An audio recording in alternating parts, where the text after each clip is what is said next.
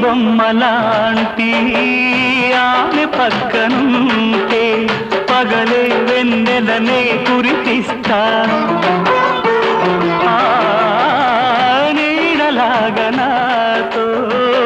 ఏడడుగులు సాగితే ఇలలో స్వర్గంనే సృష్టిస్తా రసరమ్యం ఆ రాగ విలాసం రసరమ్యం ఆ రాగ విలాసం వసివాడదు అది ఆ జన్మాంతం అందమైన నా ఊహల మేడకు ఆవిడమణి దీపం అంది అందని నాశలకు ఆమె ప్రతిరూపం ఆ తలపే నా ధ్యానం ఆ అభినవ దేవత నా ప్రాణం